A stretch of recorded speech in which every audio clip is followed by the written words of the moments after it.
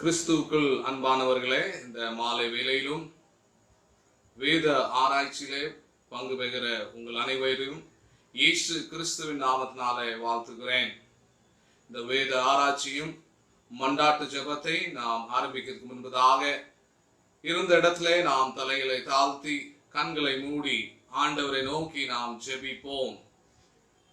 எங்களை அனுதினமும் வழிநடத்தி ஆசீர்வதித்துக் கொண்டிருக்கிற எங்கள் அன்பின் பரலோக பிதாவே, இந்த மாலை பொழுதிலும் உம்முடைய சமூகத்திலே கூடி வந்த கிருபைகளுக்காக உம்மை ஸ்தோத்திரிக்கிறோம், உம்மை துதிக்கிறோம். ஆண்டவரே, இந்த நேரம் வரை எங்களை போஷித்தீர், எங்களை பராமரித்தீர், அதுக்காக நாங்கள் ஸ்தோத்திரிக்கிறோம். ஆண்டவரே, இதோ இந்த மாலை வேளையில உம்முடைய வார்த்தைகளை நாங்கள் தியானிக்க போகிறோம். ஆண்டவரே, உம்முடைய வார்த்தைகளை நாங்கள் ஆராய்ந்து பார்க்க போகிறோம். ஆண்டவரே, நீர் தந்த ஞானத்தின் மூலமாக உம்முடைய வேத வசனத்தை நாங்கள் நன்றாக அறிந்து கொண்டு அதன்படி நடக்க ஆண்டவர் இப்படிப்பட்ட ஒரு வாய்ப்பை எங்களுடைய திருச்சபையாருக்கு நீர் தந்ததுக்காக நாங்கள் ஸ்தோத்திரிக்கிறோம். ஆண்டவரே, உம்முடைய வேத வசனத்தை நாங்கள் ஆராய்ந்து பார்க்கும் போது ஆண்டவரே, அந்த வேத வசனம் மூலமாக எங்களுடைய உள்ளத்துல நீர் பேசும், அதன்படி நடக்க எங்களுக்கு வேண்டிய ஞானத்தை நீர் பரத்திலிருந்து தர வேண்டும் என நாங்கள் செபிக்கிறோம். ஆண்டவரே, இந்த வேத ஆராய்ச்சியை நடத்துகிற அன்பின் போதகரோடு உங்களுடைய கிருபையும் உங்களுடைய ஞானம் தங்க இருக்க வேண்டும் என்று நாங்கள் செபிக்கிறோம். ஆண்டவரே, அவரையும் உங்களுடைய ஆவினால நிரப்பி நீர் பலப்படுத்த வேண்டும் என்று நாங்கள் செபிக்கிறோம். அதை தொடர்ந்து நாங்கள் ஏறெடுக்கிற ஒவ்வொரு ஜெபத்துக்கும் நீர் இம்மட்டும் பதில தந்திருக்கிறீர்கள், ஸ்தோத்திரிக்கிறோம். இந்த நாளிலும் நாங்கள் ஏறெடுக்கிற ஒவ்வொரு விண்ணப்பங்களுக்கு ஆண்டவர் பதில் தருவீர். அந்த நம்பிக்கையோடு எங்களுடைய விண்ணப்பங்களை நாங்கள் ஏறெடுக்கிறோம். ஆண்டவரே, இந்த வேத ஆராய்ச்சியிலும் மற்றும் மண்டாட்டு ஜெபத்திலே பங்கு பெறுகிற ஒவ்வொரு பேரையும் ஆண்டவரே உங்களுடைய ஆளுகைக்குள்ளே நாங்கள் ஒப்பு கொடுக்கிறோம். கர்த்தர் தொடர்ந்து இந்த நேரத்தை எங்கள் ஆசீர்வாதமான நேரமாக இருக்க வேண்டும் என்று இயேசுவின் நாமத்தினாலே ஜெபிக்கிறோம் பிதாவே, ஆமென். நாம் இருந்தவனமாக யாவரும் ஆராதனை கீதங்களில் பாடலின் 202வது பாடலை நாம் யாவரும் சேர்ந்து பாடுவோம். எக்காள சத்தம் வானில் தொனித்திடவே, எம் இயேசு மகாராஜனே வந்திடுவார். எக்காள சத்தம் வானில் தொனித்திடவே, எம் இயேசு மகாராஜனே வந்திடுவார். அந்த நாள் மிக சமீபமே, சுத்தர்கள் யாவரும் சேர்ந்திடவே. அந்த நாள் மிக சமீபமே, சுத்தர்கள் யாவரும் சேர்ந்திடவே. தேவைய காலம் வானில் முழங்க, தேவாதி தேவனை சந்திப்போமே. எக்காள சத்தம் வானில் துணித்திடவே, எம் இயேசு மகாராஜனே வந்திடுவார். கனிமை நேரத்தில் மாறிடுவோம், விண்ணிலே யாவரும் சேர்ந்திடுவோம். கனிமை நேரத்தில் மாறிடுவோம், விண்ணிலே யாவரும் சேர்ந்திடுவோம். கண்ணீர் கவலை அங்கே இல்லை, கர்த்தர் தாமே வெளிச்சமாவார். எக்காள சத்தம் வானில் துணித்திடவே, எம் இயேசு மகாராஜனே வந்திடுவார். கர்த்தரின் வேளையை நாம் அறியோம், கர்த்தரின் சித்தமே செய்திடுவோம். கர்த்தரின் வேளையை நாம் அறியோம், கர்த்தரின் சித்தமே செய்திடுவோம். அலங்கள் யாவையும் அவரே அளிப்பார், பரமனோடென்றும் வாழ்ந்திடுவோம். எக்காள சத்தம் வானில் துணித்திடவே, எமேசு மகாராஜனை வந்திடுவார். எக்கால சத்தம் வானில் தொனித்திடவே எமேசு மகாராஜனை வந்திடுவார். கடந்த வாரத்திலே மத்தேயு 9ஆம் அதிகாரம் 35ஆம் வசனத்தை நாம் ஆராய்ந்து பார்த்தோம். இந்த வசனத்திலே 3 காரியங்களை நாம் சிந்தித்தோம். ஒன்று, இயேசு கிறிஸ்து இங்கு சுவிசேஷத்தை அறிவிக்கத்தக்கவராக வெளிப்பட்டார் என்று சொல்லியும், இரண்டாவதாக ஒரு நல்ல சிறந்த ஆசிரியராய் அவர் திகழ்ந்தார் என்று சொல்லியும், மூன்றாவதாக சுகமளிக்கிறவராகவும் சுற்றித் திரிந்தார் என்று சொல்லியும், he was a herald and he was a teacher and he was a healer என்று சொல்லி இந்த 3 காரியங்களை கடந்த வாரத்திலே நாம் சிந்தித்தோம். இந்த நாளின் தியானத்துக்கு என்று சொல்லி தெரிந்து கொள்ளப்பட்ட வேத வசனம் மத்தேயு 9ஆம் அதிகாரம் 36ஆம் வசனத்தை நாம் இந்த நாளிலே நாம் தியானிக்க இருக்கின்றோம். அந்த வசனத்தை வாசிக்கின்றேன். அவர் திரளான ஜனங்களை கண்ட பொழுது அவர்கள் மேய்ப்பன் இல்லாத ஆடுகளைப் போல தொய்ந்து போனவர்களும் சிதறடிக்கப்பட்டவர்களுமாய் இருந்தபடியால் அவர்கள் மேல் மனதுருகி என்று சொல்லி இந்த வசனம் ஆண்டவராகிய இயேசு கிறிஸ்து எப்படியா திரளான ஜனங்களை இங்கு கண்டு 2 காரியங்களை சொல்லுகின்றார். இவர் ஏன் மனதுருகிறார் என்று சொல்லி 2 காரியங்களை சொல்லுகின்றார். ஒன்று, அவர்கள் மேய்ப்பன் இல்லாத ஆடுகளை போல் தொய்ந்து போனவர்களாய் காணப்படுகிறார்கள் என்று சொல்லியும், இரண்டாவதாக சிதறடிக்கப்பட்டவர்களாய் அவர்கள் இருந்தபடியால், இப்படிப்பட்ட இந்த 2 காரியங்களை இந்த இஸ்ரவேல் ஜனத்தாரிடத்திலே ஆண்டவர் பார்த்து மனதுருகுகிறார் என்று சொல்லி நாம் வாசிக்கின்றோம். இந்த மனதுருகுதலை குறித்து உங்களோடு கூட இந்த நாளிலே நான் பகிர்ந்து கொள்ள விரும்புகின்றேன். இதை குறித்து சொல்லும் பொழுது, Jesus was moved with compassion is the strongest word for pity in the Greek language என்று சொல்லி குறிப்பிடுகின்றார்கள். இந்த கிரேக்க பதத்திலே, கிரேக்க மொழியிலே இங்கு இந்த மனதுருகுதல் என்று சொல்லப்படக்கூடிய வார்த்தையினுடைய அர்த்தம் என்ன என்று சொன்னால் பரிதாபப்படுதல் என்று சொல்லி அர்த்தம் சொல்லப்படுகின்றது. ஆண்டவர் இந்த இஸ்ரவேல் ஜனங்களை குறித்து பரிதாபப்படுகின்றார். காரணம் 2 காரியங்களை நாம் இந்த பகுதியில் பார்த்தோம். இன்னும் இந்த பகுதியை இன்னும் சில ஏன் மனதுருகிறார் என்று சொல்லி, எந்தெந்த கட்டங்களிலே அவர் மனதுருகிறார் என்று சொல்லி சில காரியங்களை சிந்திக்க இருக்கின்றோம்.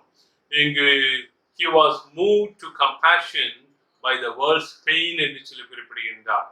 உலகத்தினுடைய வேதனைகளை பார்த்து அவர் மனதுருகிறார் என்று சொல்லி வேதம் சொல்லுகின்றது. எப்பெல்லாம் நமக்கு வேதனை வருது? when we undergo pain, வியாதி நம்முடைய வாழ்க்கையில வரும் பொழுது, சாதாரண வியாதி இல்லை, சில நேரங்கள்ல மருத்துவர்களால் கைவிடப்பட்டதான சூழ்நிலையில இனி முடிவு மரணம்தான் என்று சொல்லக்கூடிய நினைக்கக்கூடிய வேளையிலே இந்த வியாதியானது ஒரு மனிதனுடைய வேதனையை பெருக்கி விடுவதாய் நாம் காண்கின்றோம். சில நாட்களுக்கு முன்புதான் ஒரு பெண்ணை குறித்து நாம் சிந்தித்தோம். 12 வருட பெரும்பாலுள்ள ஒரு ஸ்திரீ என்று சொல்லி, அவளுடைய வாழ்க்கையை குறித்து அந்த வேத வசனம் சொல்லுகின்றது.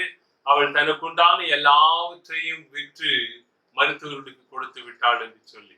She lost everything. She has spent everything to get a cure. ஆனால் அவளுடைய வாழ்க்கையிலே அதிலே ஒன்றுமே அவள் பயனடையவில்லை என்று சொன்ன உடனே இயேசு கிறிஸ்துவை குறித்து கேள்விப்படுகின்றாள். இயேசு கிறிஸ்து நிச்சயமாய் சுகமளிக்க முடியும் என்று சொல்லி தன்னுடைய வேதனையோடு கூட, வியாதியினுடைய பெருக்கத்தோடு கூட இயேசு கிறிஸ்துவனுடைய வஸ்திரத்தின் ஓரத்தை தொட்டாலாகில் நான் சுகமாவேன் என்று சொல்லி அவள் நம்புவதை பார்க்கின்றோம். அப்படியால் வேத வசனத்திலே பார்க்கின்றோம். அவள் தொடுகின்றாள். இங்கு 12 வருடம் பெரும்பாடாய் இருந்ததான அவள் சுகம் பெற்றுக் கொள்வதை பார்க்கின்றோம். வியாதி நம்முடைய வாழ்க்கையிலே அநேக நேரத்திலே வேதனை தூண்டி விடுவதை நாம் காண்கின்றோம். இன்னும் இரண்டாவதாக, இந்த ஆண்டவராகிய இயேசு கிறிஸ்து சுகமளித்ததான அநேக கட்டங்களை வாசிக்கும் பொழுது குருடர்களை பார்த்து அவர் இங்கு மன சஞ்சலப்படுகின்றார், வேதனைப்படுகிறார் என்று சொல்லி பார்க்கிறோம். என்னைக்காவது நீங்க குருடர்களோட பேசினது உண்டா? பேசியிருக்கீங்க? அவங்க ரொம்ப சந்தோஷமா இருப்பாங்களா? இப்படின்னு தலையாட்டினால ஒண்ணும் தெரியாது. கடவுளுக்குள்ள இருந்தாங்கன்னா சந்தோஷமா இருக்கிறாங்க. சரி, வரல ஒரு சாதாரண கடவுளை அறியாத ஒரு குருடன் இருக்கான், அவங்ககிட்ட போய் சந்தோஷமா இருக்கேன்னு கேட்டா என்ன சொல்லுவான்? அவனுடைய குறைகளை சொல்லுவான். அவனுடைய தொழில் பிச்சை கேட்டுக்கொண்டு இருப்பான். அவனுக்கு ஒரு நிரந்தரமற்றதான வேலை இல்லாமல் இதுதான் பிச்சை எடுப்பதுதான் தன்னுடைய தொழில் என்று சொல்லி எண்ணிக்கொண்டு அப்படிப்பட்டதான இந்த பிச்சையின் மூலமாகத்தான் தனக்கு வருமானம் என்று சொல்லி எண்ணி பார்க்கும் பொழுது ஒரு கீழ்த்தரமான ஒரு நிலைமையிலே தான் இருப்பதை அவன் பார்த்து இங்கு வேதனையோடு கூட சில அனுபவங்களை அவன் பகிர்ந்து கொள்ளுவான். சில ஆண்டுகளுக்கு முன்பதாய் நான் ஒரு ஆலயத்திலே பணி செய்த பொழுது இந்த விழி இழந்ததான மக்களுக்கு என்று சொல்லி ஒரு நாள் கூட்டம் வந்து ஆயத்தம் பண்ணியிருந்தார்கள். அந்த கூட்டத்திலே அவர்கள் புதுவிதமாக 25 கண் தெரியாதவர்களையும் 25 கண் தெரிந்தவர்களையும் அழைத்திருந்தார்கள். அதனால் என்னுடைய கூட்டத்திலே தேவ செய்தியை பகிர்ந்து கொள்ள முடியாது என்னை அழைத்திருந்தார்கள்.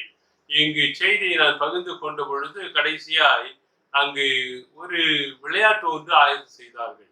அந்த விளையாட்டு என்ன என்று சொல்லி பார்ப்போம் என்றால் அங்கு ஒரு ஸ்டேஜ் ஒன்று இருந்தது. இந்த கண் தெரிந்தவர்கள் கண் தெரியாதவர்களுடைய இந்த வேதனையை உணர்ந்து கொள்ள வேண்டும் என்பதற்காக இந்த கண் தெரிந்தவர்களுடைய கண்களை அவர்கள் கட்டிவிட்டு அந்த ஸ்டேஜிலே வலதுபுறமாய் ஏறி இடதுபுறமாய் இறங்கி வர வேண்டும். ஆகவே அந்த கண் தெரியாத ஒவ்வொருவரையும் தனித்தனியாக அழைத்து கண் தெரிந்தவர்களை அவர்களுடைய கண்களை கட்டிவிட்டு அவர்களை சுற்றி விட்டு விடுவார்கள். சுற்றி விட்ட பின்பதாய் அதில் 25 பேரிலே ஒருவர் கூட அந்த மேடையை நோக்கி செல்ல முடியவில்லை. அவர்கள் கொடுத்ததான சில குறிப்புகளை வைத்து மேடையிலே அவர்கள் சென்றாலும் அந்த மேடையிலே வலதுபுறம் ஏறி இடதுபுறம் இறங்கி வருவதற்கு அவர்கள் எடுத்துக்கொண்ட நேரத்துக்கு அளவே இல்லை. அவர்கள் கீழே வந்த பின்புதான் அவருடைய கண்களை திறந்து விட்டு உங்களுடைய அனுபவத்தை சொல்லுங்கள் என்று சொல்லி கேட்ட பொழுது அவர்கள் தங்களுடைய வேதனைகளை தெரிவித்தார்கள். அடுத்த அடி எங்கே வைக்க போகிறோம் என்று சொல்லி தெரியாமல் எங்களுக்கு பயத்தோடு கூட எங்கே விழுந்து விடுவோமோ என்று சொல்லக்கூடிய பயத்தோடு கூட நாங்கள் சென்றோம் என்று சொல்லி தங்களுடைய பயத்தை வேதனையை அவர்கள் வெளிப்படுத்தினார்கள். அநேக நேரங்களிலே குருடர்கள் என்று சொல்லி சிலரை நாம் குறிப்பிட்டு விடுகின்றோம். அவர்கள் எத்தனை வேதனையோடு கூட இந்த உலகத்திலே வாழ்ந்திருப்பார்கள் என்று சொல்லி நாம் சிறிது எண்ணி பார்க்க வேண்டும். இந்த வேதனையை அறிந்தவர் தான் நம்முடைய ஆண்டவராகிய இயேசு கிறிஸ்து. இப்படிப்பட்ட வேதனையோடு கூட வாழக்கூடிய அவர்கள் மேல் மனது உருகி அவர்களுக்கு சுகத்தை தந்தார் என்று சொல்லி மத்தேயு 20ஆம் அதிகாரம் 34ஆம் வசனத்தை வாசிக்கும் பொழுது அங்கு சொல்லப்படுகிறது. Matthew chapter 20 verse 34. மத்தேயு 20:34. இயேசு மனதுருகி அவர்கள் கண்களை தொட்டார். உடனே அவர்கள் பார்வையடைந்து அவருக்கு பின் சென்றார்கள். இங்கு இந்த குருடர்களுடைய கண்களை தொடுகின்றார், பார்வையடைந்து அவர்கள் இயேசுவுக்கு பின் சென்றார்கள் என்று சொல்லி வேதத்திலே வாசிக்கின்றோம். இந்த குருடர்களுடைய வேதனையை அறிந்தவராய் மனது உருகி அவருடைய கண்களை ஆண்டவர் தொடுகிறார் என்று சொல்லி பார்க்கின்றோம். ஒன்று, வியாதியஸ்தர்களுடைய வேதனையை அறிந்திருக்கின்றார். 12 வருட பெரும்பாலுள்ள ஸ்திரியை அதனால் சுகத்தை தருகின்றார். இரண்டாவதாக கண் தெரியாததான குருடர்களுக்கு கண் பார்வையை தருகின்றார். மூன்றாவதாக மார்க் எழுதின நற்செய்தி நூல் 9ஆம் அதிகாரம் 22ஆம் வசனம், மார்க் சாப்டர் 9 verse 22. இந்த பகுதியை வாசிக்கும் பொழுது பிசாசின் பிடியில் இருந்தவர்களை பார்த்து அவர் மனது உருகுவதை நாம் வாசிக்கின்றோம். Mark 9:22 வாசிங்கள். Matthew 9:22. It has often thrown him into fire or water to kill him. But if you do anything, take pity on us and help us. இங்கு இந்த பகுதியை வாசிக்கும் பொழுது இந்த பிசாசு எப்பொழுதெல்லாம் அவனை பிடிக்கின்றதோ அவனை நெருப்பிலே தள்ள அது முயற்சிக்கும் என்று சொல்லி குறிப்பிடுகின்றார். அப்படியே அவனை கொலை செய்வதற்கு கூட இந்த பிசாசானது அவனுடைய வாழ்க்கையிலே செயல்படுவதை குறித்து நாம் வாசிக்கின்றோம். ஒரு மனிதனுடைய வாழ்க்கையிலே பிசாசு பிடித்து விடும் பொழுது, பிசாசினால் அலைக்கழிக்கப்படும் பொழுது அவனுடைய அன்றாட அவனுடைய வாழ்க்கையானது பாதிக்கப்படுவதை காண்கின்றோம். அநேக நேரத்தில் நமக்கு தெரியாது. அது அப்படிப்பட்டதான கஷ்டங்கள் மத்தியிலே, ஆடுகள் மத்தியிலே, வேதனைகள் மத்தியிலே கடந்து வரக்கூடியவர்களுக்கு தான் இந்த அனுபவத்தை நாம் அவர்கள் மூலமாக தான் கேட்டு தெரிந்து கொள்ள முடியும். இந்த பிசாசு பிடித்திருந்த இவனுடைய வாழ்க்கையிலே ஆண்டவர் அவனுக்கு பூர்ண சுகத்தை தரும்படியாய் அவன் மேல் மனதுருகி அவனை தொடுவதை குறித்து நாம் வாசிக்கின்றோம். கஷ்டப்படுகிறவருடைய கஷ்டத்தை பார்த்து கொண்டு இயேசுவால் சும்மா இருக்க முடியாது என்று சொல்லி இந்த வேத வசனத்திலே நாம் தெரிந்து கொள்கிறோம். அநேக நேரத்துல நம்மை சூழ இருக்கக்கூடிய மக்கள் கஷ்டத்தின் மத்தியிலே, வியாதியின் மத்தியிலே, பாடுகள் மத்தியிலே, கவலைகள் மத்தியிலே வாழ்கின்றார்கள்.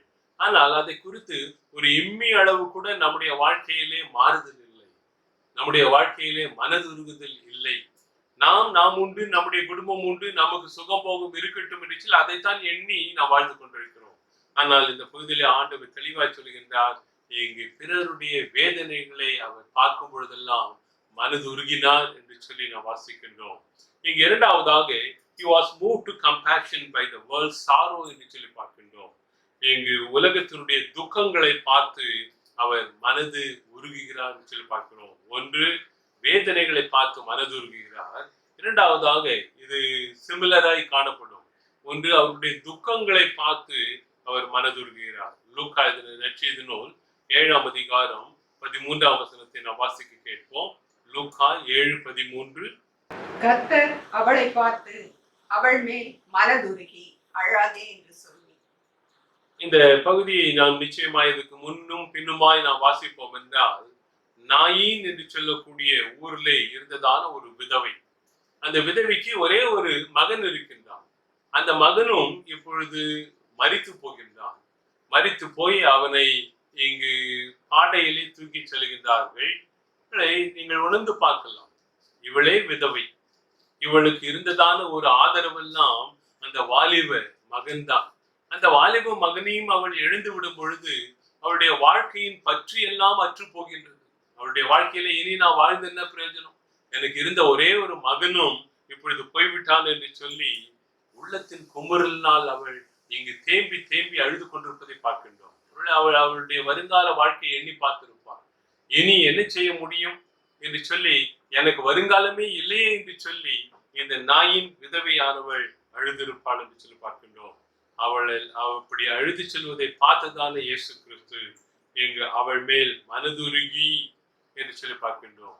இங்கு அந்த துக்கத்தை ஆண்டவராக இயேசு கிறிஸ்து தன்னுடைய துக்கமாய் ஏற்றுக்கொண்டவராய் இங்கு அந்த பாடையை இருந்ததான வாலிபனை தொட்டு அவனுக்கு சுகத்தை தருவதை பார்க்கின்றோம். மரித்து போன அவனை இங்கு உயிரோடு கூட எழுப்பி அவளுக்கு சந்தோஷத்தை இயேசு கிறிஸ்து தருவதை பார்க்கின்றோம். அநேக நேரத்திலே துக்கங்கள் நம்முடைய தொண்டையை அடைச்சுதுன்னுவாங்க. இந்த துக்கங்கள் தொண்டையை அடைக்கும் பொழுது சிலருக்கு அழக்கூட முடியாது. அதனாலதான் சிலர் சொல்லுவாங்க, துக்கம் தொண்டை அடைக்கும் பொழுது நீங்கள் எப்படியாவது அழுது விடுங்கள் என்று சொல்லி குறிப்பிடுவார்கள். ஆனால் அநேக நேரத்தில் இந்த துக்கங்கள் தொண்டையை அடைக்கும் பொழுது இங்கு அவருடைய வாழ்க்கையை அது பாதிப்பதை பார்க்கின்றோம். எங்க ஆண்டவராய் இயேசு கிறிஸ்து 2 இடங்களிலே கண்ணீர் வடிக்கின்றார். இந்த 2 இடங்களை நீங்கள் பார்க்கும் பொழுது மனதுருகிதான் இந்த கண்ணீர் வடிக்கின்றார். ஒன்று, அவருடைய ரொம்ப பிரியமான ஒரு குடும்பம், இங்கு லாசருனுடைய குடும்பம் என்று சொல்லி பார்க்கின்றோம். லாசரு மரித்து போனான் என்று சொல்லி கேள்விப்பட்ட பின்பதாய் இவர் ஊழியம் செய்து கொண்டிருக்கிறார். அங்கு வந்து சொல்லுகிறார்கள், லாசரு எங்கு மரணப்படுக்கையில இருக்கிறார் என்று சொல்லி. ஆனாலும் இயேசு கிறிஸ்து தன்னுடைய ஊழியத்தை, பிதாவுடைய சித்தத்தை நிறைவேற்றும்படியாய் இருக்கக்கூடிய அவர் இங்கு உடனடியாய் வரவில்லை. ஆனால் இங்கு வந்தவுடனாய் அவர் கேள்விப்படுகின்றார். அவருடைய லாசருனுடைய சகோதரிகள் சொல்லுகின்றார்கள், 4 நாளாயிற்று, நாருமே அடக்கம் பண்ணி விடுகிறார்கள். அடக்கம் பண்ணி விட்ட பின்பதாகவும் இயேசு கிறிஸ்து அவருடைய விசுவாசத்தை வர்த்திக்க செய்யும்படியாய் மரித்து போன லாசருவை உயிரோடு கூட எழுப்பக்கூடிய அந்த நிலைமையில் அந்த 2 சகோதரிகளுடைய வேதனை அறிந்தவராய், அந்த சகோதரனுடைய துக்கங்களை அறிந்தவராய் அவர்களோடு கூட சேர்ந்து கண்ணீர் வடித்தார் என்று சொல்லி பார்க்கின்றோம்.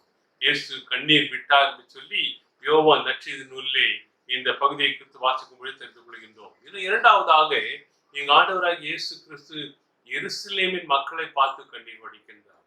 தன்னுடைய வந்த நோக்கம் இந்த உலகத்திலே மேசியாவாக வந்து பாவங்களுக்காக அவர் மரிக்க வேண்டும் என்ற அந்த நோக்கத்தோடு கூட வந்தார். அந்த நோக்கம் நிறைவேறுவதை இந்த கடைசி பவனியிலே அவர் அதை வெளிப்படுத்துகின்றார். இந்த பவனியிலே செல்லும் பொழுது எல்லாரும் ஓசனா என்று சொல்லி இயேசு கிறிஸ்துவுக்கு ஓசனா போடுகின்றார்கள். தாவீதின் குமாரனே உமக்கு ஓசனா என்று சொல்லி அவர்கள் இங்கு ஓலைகளை அசைத்து இயேசு கிறிஸ்துவை வரவேற்று ஒரு மேசியா ராஜா எழும்பி விடுவார் என்று சொல்லி அப்படிப்பட்ட உலக நம்பிக்கையிலே அவர்கள் அந்த பகுதியிலே கலந்து கொண்டார்கள். ஆனால் இயேசு கிறிஸ்துவோ அந்த ஜனங்களுக்கு எத்தனையோ முறை தான் மேசியா என்று சொல்லியும், அதாவது அவர் சொல்ல விரும்பின மேசியா உள்ளத்தை ஆளப்போகிறதான மேசியா, உலக பிரகாரமான ராஜ்யத்தை கட்டக்கூடிய ஒரு மேசியா அல்ல. அந்த இடத்துல தான் அவர்கள் தவறு செய்தார்கள் என்று சொல்லி பார்க்கின்றோம். அங்கிருந்துதான வேத வல்லுநர்கள் இன்னும் இந்த திருச்சபையினுடைய தலைவர்கள் எல்லாரும் தவறான ஒரு நம்பிக்கையை உலகத்துக்கு கொடுத்து விட்டார்கள். இவர் ஒரு மேசியாவாக ராஜாவாக இந்த உலகத்திலே வருவார், இஸ்ரவேலுக்கு ஒரு ராஜ்யத்தை உருவாக்குவார் என்று சொல்லி தவறான ஒரு போதனையை கொடுத்து விடுகிறார்கள். ஆனாலும் ஆண்டவர் ரட்சிக்கப்படாமல் இருக்கக்கூடிய இந்த மக்களை பார்த்து மனதுருகி கண்ணீர் வடித்தார் என்று சொல்லி பார்க்கின்றோம். இந்த நாளிலும் ஆண்டவர் வந்த நோக்கம் நம்முடைய வாழ்க்கையில் நிறைவேறாமல் இருக்கும் என்றால் நம்மை பார்த்து ஆண்டவர் கண்ணீர் வடிக்கின்றார், மனதுருகின்றார். இந்த சந்தர்ப்பத்தையாவது நீ பயன்படுத்திக் கொள்ளக்கூடாதா, இப்பொழுதாவது நீ மனம் திரும்ப மாட்டாயா என்று சொல்லி நம்முடைய பாவ வாழ்க்கை விட்டு மனம் திரும்பும்படியாய் ஒவ்வொரு நாளும் நம்மோடு கூட ஆண்டவர் பேசிக் கொண்டிருக்கின்றார்.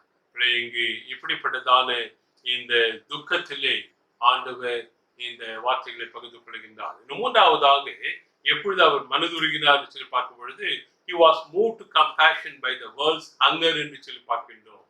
உலகத்தினுடைய பசியை பார்த்து அவர் மனதுருகின்றார். மத்தேயு 15ஆம் அதிகாரம் 32ஆம் வசனத்தை வாசியுங்கள். Matthew chapter 15 verse 32. Jesus called his disciples to him and said, I have compassion for these people. They have already been with me 3 days and have nothing to eat. போதும். இந்த பகுதியை வாசிக்கும் பொழுது இயேசு கிறிஸ்து அவர் மலை பிரசங்கம் செய்யக்கூடிய ஒரு தருணம். இந்த மலை பிரசங்கம் செய்யும் பொழுது இந்த ஜனங்கள் அவருக்கு பின்பதாய் 3 நாட்கள் பசியோடு கூட இங்கு அவருக்கு பின்பதாய் வருகின்றார்கள். தமிழ்ல ஒரு பழமொழி ஒன்று சொல்லுவார்கள், செவிக்கு உணவில்லாத பொழுது சிறிது வயிற்றுக்கும் ஈயப்படும் என்று சொல்லி குறிப்பிடுவார்கள். என்னைக்கு ஆண்டுடைய வார்த்தை நமக்கு கிடைக்கவில்லையோ அப்பொழுதுதான் சரீரத்துக்கான ஒரு பசியை நாம் தீர்த்துக் கொள்ள வேண்டும் என்று சொல்லி குறிப்பிடுவார்கள். ஆனால் இங்கு 3 நாட்களாய் அவர்களுடைய செவிக்கு உணவை கொடுத்து வந்தார் இயேசு கிறிஸ்து. இங்கு நல்ல போதனைகளை செய்து வந்தார். அவர்களுடைய வாழ்க்கை எப்படி அமைய வேண்டும் என்று சொல்லி கொண்டு வந்தார். ஆக இந்த 3 நாட்கள் ஆண்டவருடைய சத்தத்தை கேட்டு, சுவிசேஷத்தை கேட்டு, நற்செய்தியை கேட்ட அந்த மக்களுக்கு பசி ஏற்பட்டதாய் தெரியவில்லை. ஆனாலும் 3 நாட்கள் சாப்பிடாமல் இருந்த அந்த மக்களை பார்த்த இயேசு கிறிஸ்து அவர்கள் மேல் மனதுருகுகின்றார். சீஷர்களை அழைத்து சொல்கின்றார், இவர்கள் 3 நாட்கள் சாப்பிடவில்லை, இவர்களுக்கு ஏதாவது கொடுங்கள் என்று சொல்லி அவர்கள் மத்தியிலே ஒரு அற்புதத்தை ஆண்டவர் செய்வதை பார்க்கின்றோம். மனுஷனுடைய பசியின் நிமித்தமாகத்தான் தவறு ஏற்படுவதை பார்க்கின்றோம். இந்த பகுதி வித்தியாசமான ஒரு பகுதி. இயேசு கிறிஸ்து அவருடைய பசியை நீக்குகின்றார். ஆனால் உலக பிரகாரமாய் பார்ப்போம் என்றால் அநேக திருடுவதற்கு காரணம் என்ன சொல்லி பார்ப்போம் என்றால் இந்த பசி கொடுமை நிமித்தமாய் 2-3 நாள் ஒரு மனிதன் சாப்பிடாமல் இருக்கும் பொழுது எப்படியாவது இப்படிப்பட்ட சூழ்நிலையிலே அநேக இங்கு நல்ல சுகபோகமாய் 3 வேளை சாப்பிடுவதை விட்டு 5-6 வேளை திருப்தியாய் சாப்பிடக்கூடிய மனிதனை பார்க்கும் பொழுது 3 நாள் சாப்பிடாமல் இருக்கக்கூடிய ஒருவனுக்கு இருக்கக்கூடிய வேதனை என்ன என்று சொல்லி நமக்கு தெரியாது. அப்படிப்பட்ட அந்த வேதனையின் மத்தியில் அவர்கள் இருப்பதை நாம் காண்கின்றோம். இதை குறித்து ஆண்டவருடைய தாசன் சொல்கின்றார், no Christian can be content to have too much while others have too little என்று சொல்லி குறிப்பிடுகின்றார். வறுமையில் வாடும் மக்கள் நடுவில் கடவுள் என்னை ஆசீர்வதித்திருக்கிறார் என்று சந்தோஷமாய் அனுபவிக்கிறவன் கிறிஸ்தவன் அல்ல என்று சொல்லி குறிப்பிடுகின்றார். நம்மை ஆண்டவர் நல்ல ஆசீர்வதிச்சிருக்கலாம், நல்லதான நிலைமையிலே வைத்திருக்கலாம், சுகபோகமாய் வாழ்வதற்கு எல்லா விதமான வசதியோடு கூட நம்மை ஆண்டவர் வைத்திருக்கிறார் என்றாலும் அதே நேரத்திலே வறுமையிலே வாடக்கூடிய மக்கள் நம் கண்முன்பதாய் இருக்கும் பொழுது நாம் 4-5 வேளை சாப்பிடுவதை விட்டுவிட்டு அவர்களுடைய தேவையை சந்திக்கக்கூடிய ஒருவன் தான் ஒரு நல்ல கிறிஸ்தவன் என்று சொல்லி குறிப்பிடுகின்றார். ஆண்டவர் இப்படிப்பட்ட பசியோடு கூட வாழக்கூடிய மக்களை பார்த்து மனதுருகுவதை நாம் காண்கின்றோம். இன்னும் 4ஆவதாக he was moved to compassion by the world's loneliness என்று சொல்லி பார்க்கின்றோம். தனிமையில் வாடும் மனிதரை பார்த்து ஆண்டவர் மனதுருகுகின்றார். மனிதனுடைய வாழ்க்கையிலே இந்த தனிமை தான் ஒருவனை கொன்றுவிடும் என்று சொல்லி இங்கு சொல்லப்படுவதை பார்க்கின்றோம். மார்க் எழுதின நற்செய்தி நூல் 1ஆம் அதிகாரம் 40-41 வசனங்களை வாசியுங்கள். Mark chapter 1 verse 40-41. A man with leprosy came to him and begged him on his knees, "If you are willing, you can make me clean." Jesus was filled with compassion. He reached out his hand and touched the man. "I am willing," he said, "be clean." இந்த பகுதியை வாசிக்கும் பொழுது ஒரு குஷ்டரோகி இயேசு கிறிஸ்துவிடத்திலே வந்து, நீர் எனக்கு சுகம் தர கூடுமானால் சுகம் தாரும் என்று சொல்லி குறிப்பிடுகின்றார். இயேசு எனக்கு சித்தம் உண்டு, நீ சுத்தமாகு என்று சொல்லி அவனுக்கு சுகத்தை தருவதை பார்க்கின்றோம். ஒன்று, இந்த குஷ்டரோகியினுடைய வாழ்க்கையை நாம் ஆராய்ந்து பார்க்க வேண்டும். He was completely avoided by the society. சமூகம் அவனை வெறுத்தது. பழைய ஏற்பாடின் காலத்திலே, இயேசு கிறிஸ்துவின் காலத்திலும் கூட ஒரு குஷ்டரோகி சமூகத்திலே வர முடியாது. மற்ற ஜனங்கள் இருக்கக்கூடிய இடத்துக்கு அவன் வர முடியாது. அவர்களுக்கு என்று சொல்லி ஒரு பாளையத்தை வைத்திருந்தார்கள். அந்த பாளையத்துக்குள்ளாகத்தான் அவர்கள் இருக்க வேண்டும்.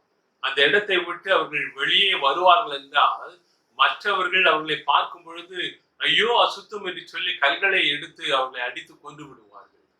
அவர்களுடைய மரணம் அப்படித்தான் சம்பவிக்கும் என்று சொல்லி வேதம் சொல்கின்றது. ஒன்று மரணம், இல்லை என்றால் பசி கொடுமையிலே சாவு. இப்படிப்பட்டதான இரண்டுக்கு உட்பட்டவன் தான் ஒரு குஷ்டரோகி என்று சொல்லி பார்க்கின்றோம். ஏதாவது மக்கள் இறக்கப்பட்டு இந்த குஷ்டரோகிகளுக்கு என்று சொல்லி உணவை கொண்டு அந்த பாளையத்திலே வைப்பார்கள் என்றால் அதை அந்த குஷ்டரோகிகள் எல்லாம் சேர்ந்து பங்கிட்டு சாப்பிட்டுக் கொள்ளுவார்கள். இப்படிப்பட்ட இந்த சூழ்நிலையிலே ஒரு குஷ்டரோகி சமூகத்தால் ஒதுக்கப்பட்டவனாய், ஒருவருடைய அன்பும் இல்லாதவனாய், இப்படிப்பட்டதான சூழ்நிலையிலே வாழக்கூடிய அவனை பார்க்கும் பொழுது அவன் இயேசு கிறிஸ்துவிடத்திலே இங்கு தைரியமாய் வந்து ஆண்டவருக்கு சித்தமானால் என்னை சுத்தமாக்கும் என்று சொல்லும் பொழுது அவன் மேல் மனதுருகுகின்றான். நாம் யோசித்து பார்ப்போம். எத்தனையோ குஷ்டரோகியை நாம் பார்க்கின்றோம், தெருக்களிலே பார்க்கின்றோம். பார்க்கும் பொழுது அவர்களை பார்த்தவுடன் ஒரு அருவருப்பை தான் நாம் காண்கின்றோம். அவனுடைய சரீரத்திலே சில பகுதிகளெல்லாம் குறுகி போய் இன்னும் பொண்ணோடு கூட இருக்கக்கூடிய ஒரு குஷ்டரோகியை பார்த்து விடுவீர்கள் என்றால் அவனை பார்க்கும் பொழுது நமக்கு மனதுருக்கம் வருவதில்லை.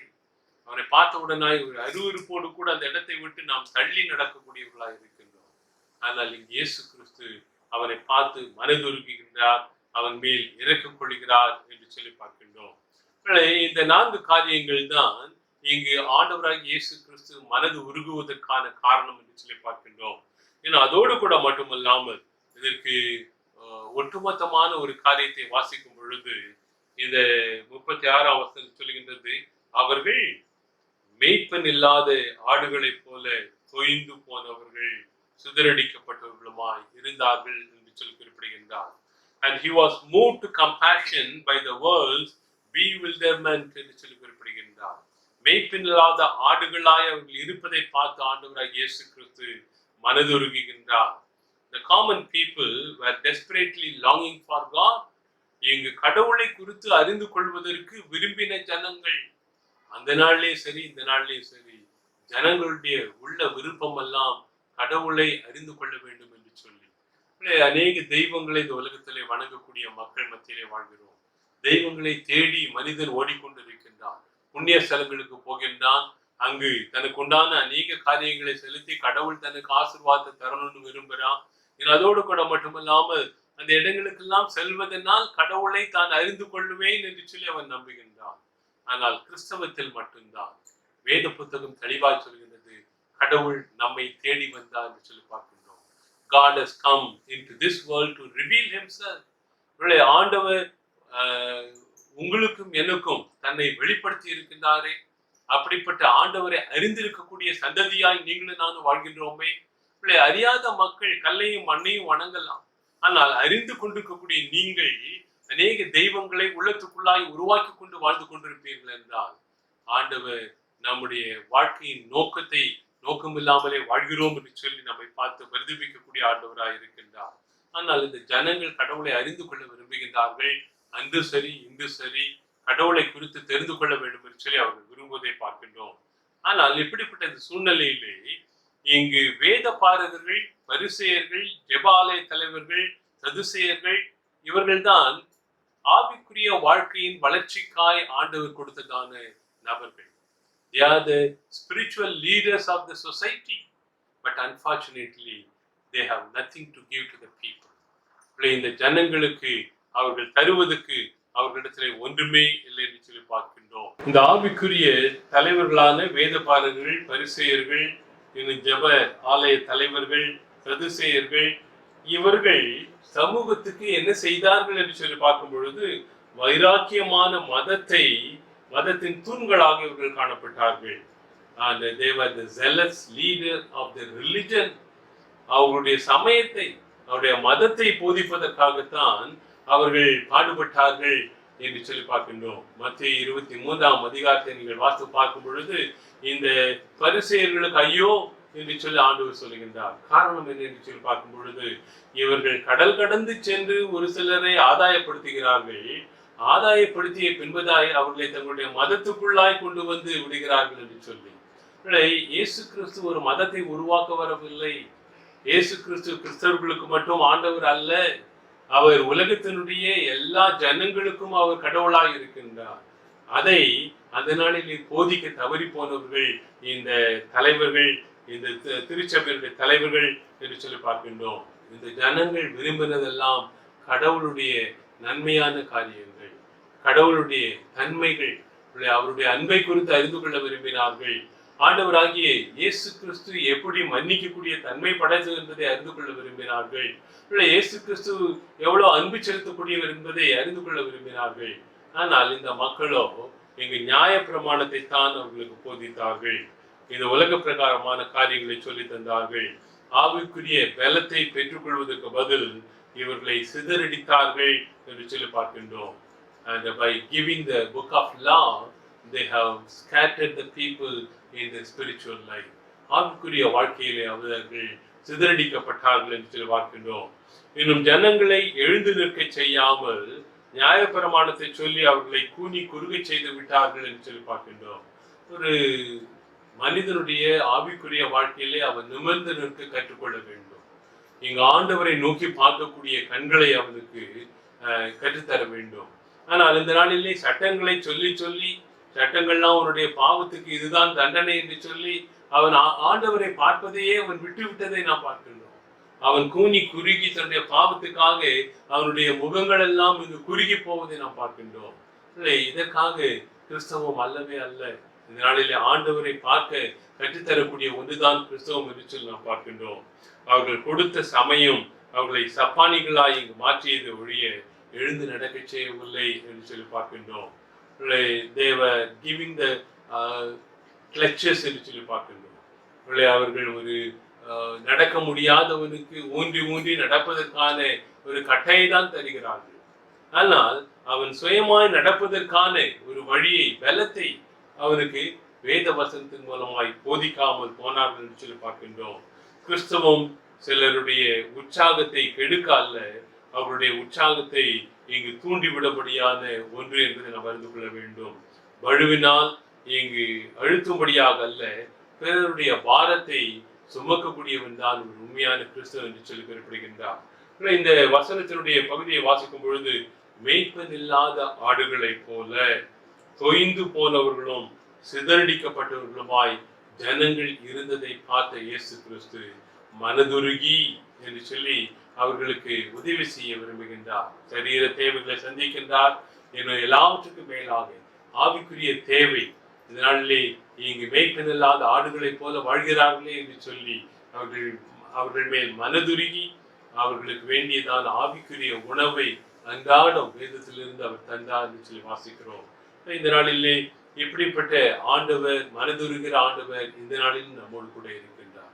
இந்த நாளிலும் நம்முடைய தேவைகள், நம்முடைய தனிப்பட்ட வாழ்க்கையினுடைய அநேக அங்கலாய்ப்புகள், கஷ்டங்கள், பாடுகள், துக்கங்கள், இன்னும் பசித்தன்மைகள் எல்லாவற்றின் மத்தியிலும், தனிமை, இவை எல்லாவற்றின் மத்தியிலும் கூட நான் உன்னோடு கூட இருக்கிறேன் என்று சொல்லக்கூடிய ஆண்டவர் நம்மோடு கூட இருக்கின்றார். அப்படிப்பட்ட ஆண்டவரிடத்திலே நம்முடைய காரியங்களை நாம் சொல்லும் பொழுது ஆண்டவர் நம்முடைய தேவைகளை சந்திக்கக்கூடிய வல்ல ஆண்டவராக இருக்கின்றார். நாம் வாழக்கூடிய இந்த கொரோனா தொற்று வியாதியின் மத்தியிலே, அநேக பலவீனத்தின் மத்தியிலே, அநேக சந்தேகங்கள் மத்தியிலே, அநேக பயத்தின் மத்தியிலே இனி என்ன நிகழப்போகிறதோ என்று சொல்லக்கூடிய கவலைகள் நம்மை இங்கு தொற்று கொண்டிருக்கலாம். ஆனால் ஆண்டவர் நம்மோடு கூட இருக்கிறார். அப்படிப்பட்ட ஆண்டவர் நம்மேல் மனதுருகிற ஆண்டவர் நம்மோடு கூட இருக்கையிலே நமக்கு எந்த விதமான வியாதி வந்தாலும் கூட அதிலிருந்து விடுவிக்க வல்லவர் நம்மோடு கூட இருக்கின்றார். அவனை நோக்கி பார்த்து கூப்பிடுவான். நான் அவனுக்கு மருத்துவ அருளி செய்து அவனோடு இருந்து அவனை தப்புவித்து அவனை உயர்ந்த அடைக்கலத்தில் வைப்பேன் என்று சொல்லி வாக்கு கொடுத்திருக்கக்கூடிய ஆண்டவர் நம்மோடு கூட இருக்கின்றார். அப்படிப்பட்ட ஆண்டவரிடத்திலே நாமே இந்த நாளிலே அர்ப்பணிப்போம். 3 காரியங்களுக்காய் நாம் ஜெபிக்க அழைக்கப்படுகின்றோம். ஒன்று, இந்த நாளிலே இந்த COVID-19 என்று சொல்லக்கூடிய உலக அளவிலே பரவி இருக்கக்கூடிய இந்த தொற்று வியாதியிலே உலகத்திலே அநேக பகுதிகள் பாதிக்கப்பட்டிருக்கின்றது. அநேக கிறிஸ்தவ நாடுகள் பாதிக்கப்பட்டிருக்கிறது. இன்னும் உலகத்திலே பாதிக்கப்படாத தேசமே இல்லை என்று சொல்லக்கூடிய அளவுக்கு இது உலக அளவிலே பரவி இருக்கின்றது. இதனுடைய முடிவு எங்கு என்று சொல்லி யாருக்கும் தெரியாது. ஆனால் ஆண்டவராக இயேசு கிறிஸ்து ஒரே ஒரு வார்த்தை சொல்லுவார் என்றால் இதற்கு முடிவு வரும் என்பதை நாம் அறிந்திருக்கிறோம். அப்படிப்பட்ட இந்த ஆண்டவர் இப்படிப்பட்டதான இந்த தொற்று வியாதியிலிருந்து உலகத்தை காப்பாற்றத்தக்கதாக இன்னும் இதனுடைய விளைவாக பொருளாதாரம் உலக அளவிலே சீர்குலைந்திருக்கின்றது, சரிந்திருக்கின்றது. இது நிமித்தமாய் பொருளாதாரத்திலே உலக நாடுகள் எல்லாம் அங்கலாய்க்கக்கூடிய ஒரு நிலைமை வந்து கொண்டிருக்கிறது. இந்த பொருளாதாரத்தை ஆண்டவர் சரி கட்டும்படியாய் உலக அளவிலே எந்த பாதிப்பும் அதிகமாய் ஏற்படாத பிரகாரமாய் காத்துக்கொள்ளும்படியாய் ஒருவர் இதற்காக ஜெபிக்க அழைக்கின்றேன். Oh God, our loving Father, thank you, Lord, for bringing us together this Tuesday evening, oh Lord, to glorify your holy name through our Bible study.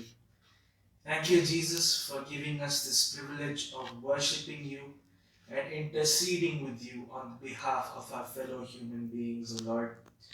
Lord Jesus, during these difficult times when the world is going through this massive pandemic, when the lives of millions around the globe have been inflicted by this deadly virus, and it seems that all hope is lost, thank you, Lord Father, for being there for us and being our guide and provider. Thank you, Jesus, for being with each and every member of our church and as well as our families and protecting us from any illness or disease.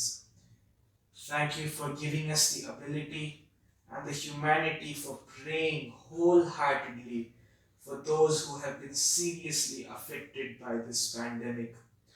Lord God, at this time, we pray for the 2 million people who have been infected by this virus, out of which 30,000 are from our own great nation. Lord, we ask you to touch each and every one of them, O Lord, from your throne above, and make known your power and glory to them, and more importantly, your compassionate and all-consuming love for mankind, O God. Lord God, we also ask you to be with the families of the 250,000 people who have lost their lives, Lord. Let your mighty hand comfort them, and let their hearts be filled with your peace, O Lord. We thank you for the 1 million people whom you have healed completely, Lord Jesus. Let them be testimonies to your matchless name, O God. Lord, we pray for all the international issues that may occur during these trying times. We pray for all the world's leaders, including our own. Lord Jesus, you are the Prince of Peace and the light of the world, O God. Let this world be united because of this suffering, and let your peace that passeth all understanding descend upon us. Heal this broken world, O God. Lord, especially we pray for the Indian economy, which is expecting losses and setbacks up to $348 million US. We remember all your people who are suffering in abject poverty and are unemployed or will be unemployed due to the circumstances, Lord Father. Give them your reassurance and more than anything else, your hope, O God, for it is the greatest gift that we have received from heaven. Lord God, we know that you have heard all our prayers and all the prayers of your servants, and that you will fulfill each and every one according to your glorious riches. Thank you, Father, for hearing us. Once again, we submit each and every prayer and this entire world and every single person living on it into your mighty hands. In Jesus' precious name, we ask all this. Amen. இரண்டாவதாக ஜெபிக்கக்கூடியவர்கள் நம்முடைய இந்திய தேசத்திற்காய் ஜெபிக்க அழைக்கின்றேன். இங்கு விசேஷமாய் இந்திய தேசத்திலே வாழக்கூடியதான 138 கோடி மக்கள் உலகத்திலே இரண்டாவதான ஒரு இடத்தை பெற்றிருக்கக்கூடிய ஜனத்தொகை கொண்ட தேசம் நம்முடைய தேசம். இந்த தேசத்திலே இருக்கக்கூடிய மாநிலங்கள் விசேஷமாய் நம்முடைய மாநிலமாகிய மகாராஷ்டிரா முதலிடத்திலே இந்த COVID-19 இருக்கின்றது. அநேகர் பாதிக்கப்பட்டிருக்கின்றார்கள். 2000க்கு மேலாக நம்முடைய தேசத்திலே செத்து விட்டார்கள். இன்னும் இந்த கணக்கெடுப்பு பெருகிக் கொண்டே செல்லும் என்று சொல்லி அநேகர் சந்தேகப்படுகின்றார்கள். இப்படிப்பட்ட சூழ்நிலையிலே கர்த்தர் ஒருவரே நம்முடைய தேசத்துக்கு நம்முடைய மாநிலத்துக்கு ஆண்டவர் பாதுகாப்பை தர முடியும் என்பதை நாம் அறிந்து கொள்ள வேண்டும். இன்னும் தொடர்ந்து நம்முடைய தேசத்தினுடைய பொருளாதாரத்துக்காகவும் இந்த நபர் ஜெபிக்க அழைக்கின்றேன். இன்னும் தொடர்ந்து நம்முடைய சபையின் மூலமாய் தாங்கப்பட்டு வரக்கூடிய மிஷனரிகளுக்காக இன்னும் நம்முடைய தேசத்திலே ஆயிரக்கணக்கான மிஷனரி இயக்கங்கள் உண்டு. அவர்கள் செய்கிற பணிகள் இதனாலே தடைப்பட்டு இருக்கலாம். எப்படியாவது சுசேஷத்தை உலகத்திலே அறிவிக்கத்தக்கதாய் அவர்கள் செய்கிற பணிகளை ஆண்டவர் ஆசீர்வதிக்கும்படியாக இன்னும் விசேஷமாய் நம்முடைய மெத்தடிஸ்ட் சர்ச் இன் இந்தியாவுக்காக நம்முடைய பேராய் பிஷப் டாக்டர் அனில்குமார் சர்வெண்ட்டுக்காக அவருடைய துணைவியாருக்காக 2 பிள்ளைகளுக்காக இன்னும் தொடர்ந்து நம்முடைய மும்பை ரீஜனல் கான்ஃபரன்ஸிலே 169 போதகர்கள் உண்டு. இன்னும் 11 மாவட்ட கண்காணியாளர்கள் உண்டு. இவர்களை கொண்டு இந்த மும்பை ரீஜனல் கான்ஃபரன்ஸை ஆண்டவருக்கு பிரியமான ஒரு கான்ஃபரன்ஸாய் ஆண்டவர் நடத்தும்படியாய் அதற்காக ஜெபிக்க அழைக்கின்றேன். Our gracious Heavenly Father, we want to thank you and praise you for this beautiful time that you've given us, oh Father Lord, to come to your presence in this manner, oh Lord. We remember our nation at this time, oh Father Lord. We pray for your protection to come upon our nation, oh Father Lord, with coronavirus spreading so fast, oh Father Lord. We pray, oh Master, that Lord, only you alone can do something, oh Father Lord, and stop this, oh Father Lord. Lord, we pray, oh Father, for your intervention to be upon our nation, oh Father Lord, and Lord, may the blood of Jesus Christ be, Lord, poured out on our nation, and may it clean our nation, oh Father Lord, from this coronavirus, oh Father Lord. I pray, oh Father, for all the states that are affected, oh Master Lord. We pray, oh Master, let us not lose any more people, oh Father Lord, to this virus, oh Father. We pray, oh Father, for your special protection to come upon our nation, oh Father Lord. Lord, we pray, oh Father, for Maharashtra, especially Mumbai, oh Father Lord, where the death rates are increasing, oh Father Lord. We pray, oh Master, that Lord, if you say just a word, oh Father, things will all come back to normalcy, oh Father Lord. Lord, we believe, oh Father Lord, that you and you alone have the power to stop the spreading of virus, oh Father, in our city, oh Master Lord. Protect every person, oh Father Lord. Lord, we remember the children, oh Father Lord. We remember the senior citizens, pregnant ladies, oh Father, all those people who are very vulnerable towards this virus, oh Father. We pray that may the blood of Jesus Christ protect everyone, oh Father. Let none of them be carriers of this virus. Let none of them be affected by this virus, oh Father Lord. Abba, we pray for leaders, oh Father Lord. Lord, we pray, oh Master, that may you give them the knowledge and wisdom, oh Father, to handle things during this crisis, oh Father Lord. Give them the right plans, oh Father. Put in their hearts, oh Father, the right plans and schemes for the betterment of the people, oh Father. Many farmers, oh Father, poor people, oh Father, they're all suffering, oh Master. Many have lost their jobs, oh Father. Many industries have come to standstill, oh Father Lord. We pray, oh Father, let people not suffer, oh Master Lord.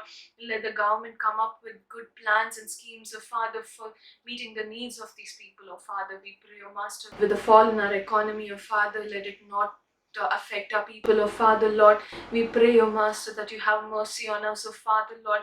Let the consequences of this crisis not be grave, oh Father Lord. We pray, oh Father, that Lord, let everything be revived, oh Father. Let our lives come back to normalcy, oh Father. Let industries open, oh Father. Let people who lost their jobs get their jobs back, oh Father. We pray, oh Father, even at this moment, for all the missionaries and missionary organizations, all the ministries that are happening across, oh Father. We remember our missionaries, oh Father, that we support from our church, oh Father. Lord, we pray, oh Father, that Lord, let nothing hinder them from sharing your word to people, oh Father. Lord, in whatever ways possible, oh Father, you open doors for them to share your word to the people around, oh Father. Lord, Papa, even at this moment we pray, oh Father, for our MCI, oh Father. Lord, we pray for our bishop, oh Master. Lord, we pray for his family, oh Father. Lord, continue to bless him, oh Father. Thank you for giving us such a wonderful spiritual leader, oh Father. Lord, continue to use him, oh Father, as a blessing to our MCI, oh Father. Lord, may he be filled with the Holy Spirit, oh Father. May you put in the right thoughts in his mind to lead his flocks, oh Father, in the right direction, oh Father. Lord, we pray for all the pastors, all the district superintendents, of Father, all the office bearers, of Father, all those people who are involved in MCI, of Father. Lord, we pray, oh Master, may your special blessing be given to these people, oh Father. May the Holy Spirit completely take over them, oh Father. Every pastors and every ministers, oh Father, let them be filled with the Holy Spirit and leading their flocks in the right way, oh Father. Lord, let your ministry never come to an end, oh Father. Lord, be never stopped, oh Master. You remember all those people who are doing online ministries, oh Father. Lord, let it be blessed, oh Father, in Jesus' name, oh Master. Lord, Papa, even at this moment, oh Father, Lord, we commit, Lord, our church, oh Father, into your mighty hands, oh Father. All the members of our church into your hands, all the young children, oh Father, all the youths, all the teens, oh Father. Lord, all our women, men, oh Father, all the old people, oh Father, the elders, oh Master. Lord, we remember all of them, oh Father. Keep our church members safe under your covering, oh Father. Lord, let all the needs be met, oh Father. Lord, and during this time of Lord, lockdown, help each one of us to grow closer to you. Lord, help us to spend more time with you, oh Father. And Lord, in your due time, Lord, help us to all come back to our church, oh Father, and rejoice and glorify your name, oh Father. Once again, we commit all these prayer points into your hands, oh Father. Lord, continue to lead us and guide us. In Jesus' most precious and mighty name, I ask and pray. Amen. மூன்றாவதாக ஜெபிக்கக்கூடியவர்கள் நம்முடைய தேசத்திலே இருக்கக்கூடிய சில தீய பழக்க வழக்கங்கள் அகன்று போகும்படியாய் ஜெபிக்க அழைக்கின்றேன். குடி போதையினால் மக்கள் இந்த நாட்களிலே வறுமையிலே வாடிக்கொண்டிருக்கிறார்கள். 100 ரூபாய் சம்பாதிக்கக்கூடிய ஒருவன் 50 ரூபாய்க்கு குடித்துவிட்டு இன்னும் ஒரு 25 ரூபாய்க்கு அவனே அந்த குடியின் போதைக்கு அவன் சாப்பிட்டு விட்டு 25 ரூபாய் கொண்டு வந்து மனைவியிடத்திலே கொடுத்து இதை வைத்து குடும்பத்தை கட்டு என்று சொல்லக்கூடியதான அவல நிலைமைகள். நம்முடைய தேசத்தின் மக்கள் இந்த குடிபோதைக்கு அடிமைப்பட்டு அநேக குடும்பங்கள் சரிந்து கொண்டிருப்பதை நாம் உணர்ந்து இந்த குடிபோதையை ஆண்டவர் அகற்றி போடும்படியாய் அதற்காக ஜெபிக்கலாம். இன்னும் விசேஷமாய் இந்த விபச்சாரம் நம்முடைய தேசத்தில் அதிகமாய் பெருகி கொண்டிருக்கின்றது. வெளி தேசங்களிலே வெளிப்படையாக இது காணப்படலாம். ஆனால் நம்முடைய தேசத்திலே மறைமுகமாக அந்தரங்கத்திலே இன்னும் அரசனுடைய உரிமையை பெற்றதான ஒரு மாநிலமாய் நம்முடைய மாநிலம் இருக்கிறது. பம்பாய் பகுதியை வாசிக்கும் பொழுது இந்த விபச்சாரிகளுக்கு அரசாங்கம் உதவி செய்கின்றது. அவர்களுக்கு என்று சொல்லி ஒரு பகுதியை இங்கு வைத்து அவர்கள் சமூகத்திலே அதிகமான கேடுகள் ஏற்பட்டு விடாமல் இந்த கேட்டை உண்டு பண்ணக்கூடியதை கட்டுப்பாட்டுக்குள்ளாய் வைத்திருக்கிறார்கள் அரசாங்கம். அப்படிப்பட்ட இந்த விபச்சாரத்திலிருந்து மக்கள் விடுபட முடியாது. இன்னும் நம்முடைய இளம் பிள்ளைகள், நம்முடைய வாலிபர்கள் இவர்களை கெடுக்கக்கூடியதான ஆபாச படக்காட்சிகளை இன்டர்நெட்டிலே, நம்முடைய கைபேசியிலே இந்த நாட்களிலே வாலிபர்கள் பார்த்து கெட்டு போகின்றார்கள். வரக்கூடிய சமுதாயமானது இங்கு அழிவை நோக்கி சென்று கொண்டிருக்கிறது. ஆண்டவரை குறித்து அறிந்து கொள்வதற்கு அவர்களுக்கு வாஞ்சை இல்லை. பிசாசானவன் இப்படிப்பட்ட விதைகளை அவருடைய உள்ளத்திலே விதைத்துக் கொண்டிருப்பதை உணர்ந்து இவர்கள் ஆண்டவரை ஏற்றுக்கொண்டு வாழத்தக்கதாய் இவர்களுக்காகவும் ஜெபிக்க அழைக்கின்றேன். ஜெபம். எங்களை அதிகமாய் நேசிக்கிற எங்கள் அன்பு இயேசு சுவாமி, அருமையான இந்த ஜெப வேலைக்காய் உடைய பாதத்தில் வருகிறேன். தகப்பனே, இந்த நாளை எங்களுக்கு நீர் தந்தீர். இந்த நாளிலும் உடைய நாமத்தை மகிமைப்படுத்தும்படி ஆண்டவர் எங்கள் ஒவ்வொருவரையும் பலப்படுத்தி தூய்மைப்படுத்தி பரிசுத்தப்படுத்த வேண்டும் என்று கெஞ்சுகிறோம் சுவாமி. ஆண்டவரே, இந்த நாளிலும் நீர் கொடுத்திருக்கிற இந்த ஜெப குறிப்புகளை குறித்து உடைய பாதத்தில் வருகிறோம். இந்த மக்களுக்காக ஜெபிக்கணும், இந்த மக்கள் எல்லாம் தேவனை அறியணும். அதற்காக ஆண்டவரை கொடுத்திருக்கிற ஜெப குறிப்புகளை உடைய பாதத்தில் வைக்கிறோம். நீர் தயவாய் கிருபையாய் இறங்கி ஒவ்வொரு மக்களையும் சந்திக்க வேண்டும் என்று ஜெபிக்கிறோம். ஒவ்வொருவருடைய இருதயத்தையும் ஆண்டவரை தொட வேண்டும் என்று ஜெபிக்கிறோம். குறிப்பாக ஆண்டவரை நாங்கள் வாழ்ந்து கொண்டிருக்கிற இந்த மகாராஷ்டிராவை நினைக்கின்றோம். இந்த மகாராஷ்டிராவிலே நிலையான ஆட்சி இல்லாதபடி ஆண்டவரே போட்டி போட்டுக் கொண்டிருக்கிற இந்த மக்களை நீங்கள் பார்த்து கொண்டிருக்கிறீங்க. இதில் ஒரு நிலையான ஆட்சி வருவதற்கு ஆண்டவர் உதவி செய்யணும். நீர் கொடுக்கிற அந்த ஆட்சியாளர் அந்த ஆட்களை ஆண்டவர் உங்களுடைய சித்தத்தின்படி நீர் ஆசீர்வதித்து அந்த ஆட்சியை செய்யும்படியாய் அந்த அவர்களுக்கு நீர் கொடுக்க வேண்டிய கிருபை அவர்களுக்கு கொடுக்க வேண்டும் என்று கெஞ்சுகிறோம் சுவாமி. ஸ்தோத்திரம் ஆண்டவரே, ஸ்தோத்திரமே சுவாமி. இந்த பாம்பே நகரத்தை முழுவதும் உடைய கருத்தில் தருகிறோமே சுவாமி. ஆசீர்வதிங்க தகப்பனே. ஆண்டவரே, விபச்சார விடுதி இந்த பாம்பேலே ஆண்டவரே விபச்சாரத்துக்காக அடிமைப்பட்டுக் கொண்டிருக்கிற இந்த பெண்களை நினைக்கின்றோம், ஆண்களை நினைக்கின்றோம் சுவாமி. அவர்களுக்காக ஜெபிக்கிறோம் சுவாமி. இதிலிருந்து அவர்கள் விடுபட ஆண்டவர் உதவி செய்ய வேண்டும் ஆண்டவரே. பிசாசுகள் வஞ்சிக்கிற அந்த வலையிலே சிக்கிக் கொள்ளாதபடிக்கு தேவன் அவர்களுக்காக பரிந்துரைத்து ஆண்டவரை அந்த மக்களை தொட வேண்டும் என்று ஜெபிக்கிறோம். இது தவறு என்பதை அவர்களுடைய உள்ளத்தில் உணர்த்த வேண்டும் என்று ஜெபிக்கிறோம் ஆண்டவரே.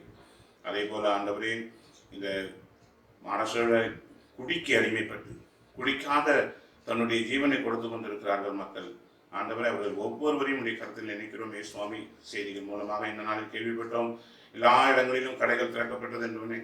ஆண்டவர் எங்கு கூட்டம் இருக்கிறோ இல்லையோ, ஆனால் அந்த சாராய கடையில் இப்படி ஒரு கூட்டம் இருக்கிறதை பார்த்து நாங்கள் வேதனைப்படுகிறோம். எங்களுக்கு மேலாத ஆண்டவரை அதிகமாய் நீர் வேதனைப்படுகிறது தகப்பனே. இந்த மக்கள் எல்லாம் மாறணும். இவர்கள் குடி போதையில் இருந்தால் விடுதலை பெற ஆண்டவர் உதவி செய்ய வேண்டும் என்று கெஞ்சுகிறோம் தகப்பனே. ஒவ்வொரு மக்களையும் தொட வேண்டும் ஆண்டவரே. ஸ்தோத்திரமே சுவாமி, ஸ்தோத்திரம் ஆண்டவரே. ஆண்டவரே, இந்த தனித்திருக்கிற நேரங்களிலும் இந்த பிள்ளைங்க கையில் இருக்கிற மொபைல்கள் மூலமாக ஒவ்வொரு பிள்ளைகளும் ஆபாச படங்களை பார்த்து தன்னுடைய நாட்களையும் தன்னுடைய சரீரத்தையும் கெடுத்து கொண்டிருக்கிறார்கள் ஆண்டவரே. இந்த காரியங்கள் எல்லாம் உமக்கு அருவருப்பான காரியங்கள் என்பதை நாங்கள் அறிகிறோம். இந்த ஜெபத்தின் மூலமாக இந்த வாலிபர்கள் எல்லாம் மாறுபட, அவர்களுடைய இருதயங்கள் தொடப்பட, அது அசிங்கம் என்று நினைத்து அதிலிருந்து விடுபட ஆண்டவர் விடுதலை செய்ய வேண்டும் என்று ஜெபிக்கிறோம் சுவாமி. ஸ்தோத்திரம் கர்த்தாவே, ஸ்தோத்திரம். இப்படியாய் ஆண்டவரே, எங்கள் மகாராஷ்டிராவிலே இருக்கிற, இந்த இந்தியாவில் இருக்கிற, இந்த உலகத்தில் இருக்கிற இந்த கொரோனாவை நினைக்கிறோம் ஆண்டவரே. மகாராஷ்டிராவிலே அதிகமாகிக் கொண்டிருப்பதை நாங்கள் அறிகிறோம் சுவாமி. இந்த கொரோனா வியாதி முற்றிலுமாக இங்கிருந்து விடுபட ஆண்டவர் உதவி செய்யுங்க. எப்படி காய்ச்சலே வந்ததோ அப்படியே காய்ச்சலே பறந்து போக ஆண்டவர் உதவி செய்யுங்கப்பா. இதனால் அநேக மக்களுக்கு பாதிப்புகள், அநேக மக்களுக்கு பிரச்சனைகள், அநேக மக்களுக்கு பாடுகள், அன்றாடம் உழைத்து சாப்பிடுகிற கஷ்டம், இப்படிப்பட்ட காரியங்கள் எல்லாம் ஆண்டவரே நாங்கள் நினைக்கின்றோம் உடைய கோபம் என்று. ஆனாலும் நீர் இந்த மக்கள் மத்தியிலே, எங்கள் மத்தியிலே மனம் இறங்கி எங்களை மன்னித்து ஆண்டவரை இந்த வியாதியிலிருந்து விடுதலை தர வேண்டும் என்று ஜெபிக்கிறோம் ஆண்டவரே. குற்றங்கள் குறைகள் எல்லாவற்றையும் மன்னிங்க, எங்களை பலப்படுத்துங்க, தூய்மைப்படுத்துங்க ஆண்டவரே. ஜெபிக்கின்ற ஜெபங்களிலே ஆண்டவர் ஒரு வல்லமையை தந்து இந்த இயேசுவின் நாமத்தில் இந்த கொரோனா இது முற்றிலுமாக மறைந்து போக ஆண்டவர் கட்டளையிட வேண்டும் என்று கெஞ்சுகிறோம். ஸ்தோத்திரம் ஆண்டவர். எங்களை தாழ்த்தி உடைய கரத்தில் ஒப்படைக்கிறோம். இயேசுவின் நாமத்தான் ஜெபிக்கிறோம் நல்ல பிதாவே. கிருபையுள்ள ஆண்டவரே, இந்த அருமையான வேத ஆராய்ச்சி கூட்டத்திற்காக நாங்கள் நன்றி சொல்கின்றோம். இந்த கூட்டத்திலே நாங்கள் ஜெபித்ததான காரியங்களுக்காக நாங்கள் ஸ்தோத்திரிக்கின்றோம். உலக அளவிலான இந்த COVID-19க்காக இது நிமித்தமாய் தங்களுடைய அன்பானவர்களை இழந்து போன குடும்பங்களுக்கு சமாதானத்தை கட்டளையிடும்படியாக இன்னும் இந்த தொற்று வியாதியானது உலக அளவிலே பரவிக்கொண்டே இருப்பது நாங்கள் உணர்ந்தவர்களாக, இன்னும் எங்களுடைய இந்திய தேசத்திலும் இப்படிப்பட்ட இந்த தொற்று நோய்க்கு ஒரு முடிவை ஆண்டவர் கட்டளையிடும்படியாக நாங்கள் ஜெபித்து நிற்கின்றோம். இன்னும் பொருளாதாரம் உலக அளவிலும் எங்களுடைய தேசத்தின் அளவிலும் சீர்குலைந்து சென்று விடாமல் ஆண்டவர் தாமே இதனுடைய தேவைகள் எல்லாவற்றையும் சந்தித்து காப்பாற்றும்படியாக ஜெபிக்கிறோம். இன்னும் விசேஷமாய் ஆண்டவரே, எங்களுடைய வாலிப பிள்ளைகளுக்கு ஆபாசமான படங்களை பார்த்து ஆண்டவரை விட்டு விலகி செல்வதற்கான வழிகளை பிசாசானவன் இலவசமாய் இந்த நாட்களில் தந்து கொண்டிருப்பதை உணர்ந்து அவர்கள் மனம் திரும்ப கிருபை தாரும். குடிபோதைக்கு அடிமைப்பட்டிருக்கக்கூடிய மக்களுக்கு விடுதலை தாரும்.